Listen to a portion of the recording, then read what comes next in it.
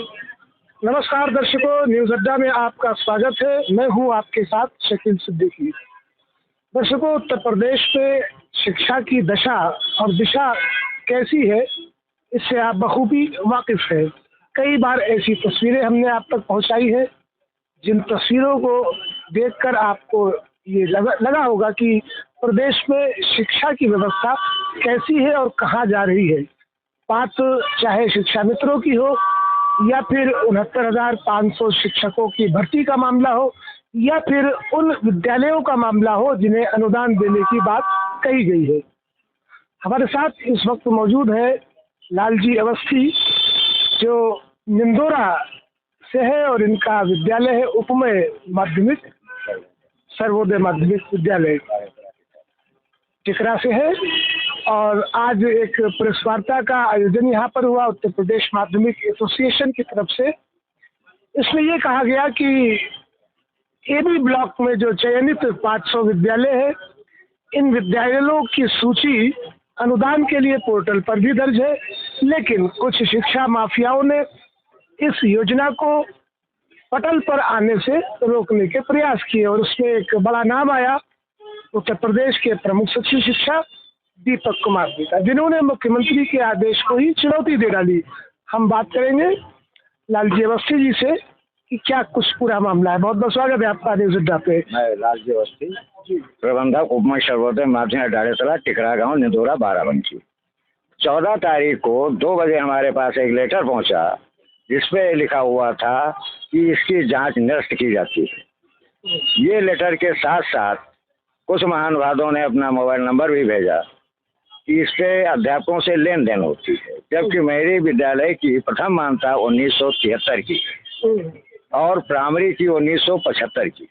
हम ऐसे backward area में विद्यालय चलाते हैं जहां पर बच्चों को फीस देना भी मुश्किल है। मैं 2 साल से निःशुल्क विद्यालय का संचालन करता हूं। कोई भी फीस नहीं ली जाती है। कक्षा 1 से 8 तक 1 से 8 तक हमारी रिकग्निशन है। मैं निःशुल्क सेवा करता हूं।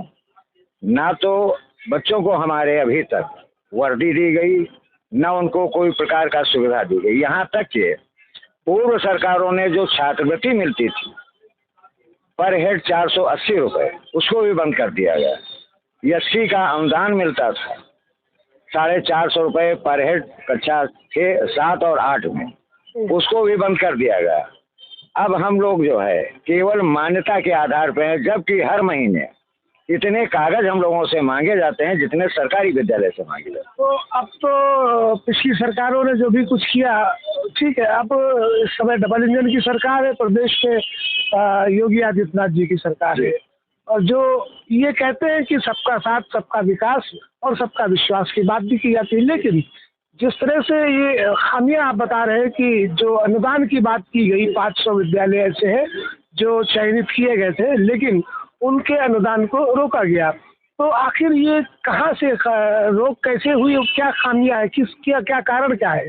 इसका कारण ये है कि कुछ जो असामाजिक तत्व लगे हुए हैं, जिनके विद्यालय इस पे ई पोर्टल पर नहीं है या उनका नीति आयोग में पंजीकरण नहीं है, वो चाहते हैं कि हमारा भी हो। अगर उनका नहीं है तो इसमें किसी का दोष नहीं है। हम लोगों ने प्रयास किया, हमारे राष्ट्रीय अध्यक्ष महोदय ने प्रयास किया, वहां तक के पहुंचे। अनुदान के लिए मांग की पंडित दीनदयाल उपाध्याय समृद्धि योजना, अभी हम लोगों ने जयंती भी मनाई उनकी यहाँ पर आकर के, जिसमें ये एक आदेश हुआ कि इनकी जांच की जाए।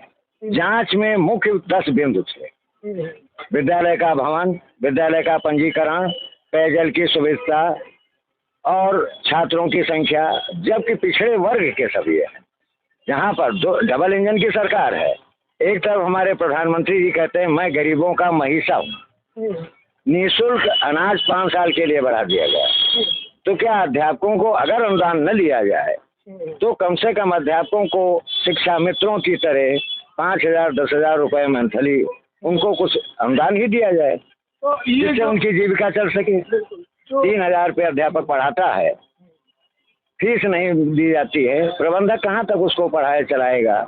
अंतोगत्वा आएगा प्रबंधक को बंद करना पड़ेगा विद्यालय। तो उत्तर प्रदेश में एक बड़ा शिक्षा माफिया का तंत्र है जो इस तरह से काम कर रहा है और इनके प्रयास है कि इस योजना को आगे न लाया जाए।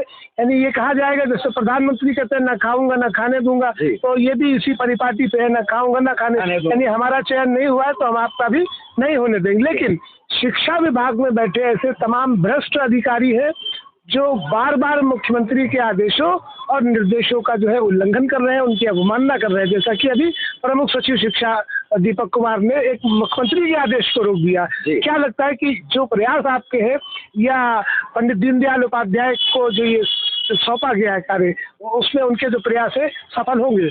नहीं, ये सफल तो नहीं होंगे। इसलिए या तो मुख्यमंत्री को इस संबंध में अवगत नहीं कराया गया कि हम इसको रोक रहे हैं, अपना अधिकारियों ने इस लेटर को जारी किया, और अगर मुख्यमंत्री को अवगत कराया तो उसमें मुख्यमंत्री का रेफरेंस नहीं दिया गया कि मुख्यमंत्री के आदेश से इसको रोका जा रहा है।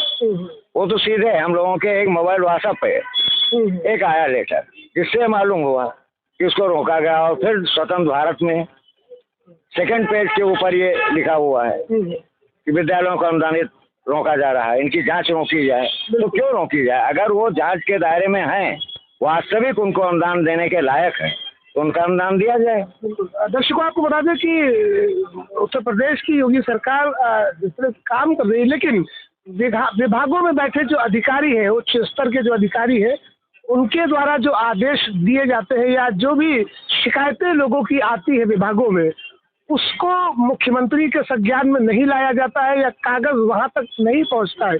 ये एक बड़ा कारण है कि जो निस्तारण होने चाहिए, लोगों के जो समस्याएं हैं जिनका समाधान होना चाहिए, इसके लिए प्रदेश के मुख्यमंत्री योगी आदित्यनाथ जी को सख्त कदम उठाने होंगे ताकि एक ऐसा माध्यम बने कि सभी विभागों में जितने भी शासन प्रशासन में बैठे अधिकारी हैं, उन तक जो मामले पहुंचते हैं उन सब की एक रिपोर्ट मुख्यमंत्री को प्रतिदिन पहुंचनी चाहिए, ताकि मुख्यमंत्री के भी संज्ञान में रहे कि हाँ, इस तरह के मामले हैं और इस तरह की खामियां हैं। लाल जी, एक बात हम आपसे वस्ती की और करेंगे कि जिस तरह से आपने कहा कि अधिकारियों तक जो बात पहुंचती है और मुख्यमंत्री तक नहीं पहुंचती है, तो क्या लगता है कि इस तरह से तो प्रदेश में विकास की जो एक गति होनी चाहिए वो तो रुक जाएगी? वो तो रुक जाएगी। इसलिए रुक जाएगी कि जब अधिकारी कागज चलाएगा और मुख्यमंत्री को या संबंधित मंत्री को इसकी बात नहीं मालूम होगी, तो जो लेटर जारी किया गया प्रमुख सचिव से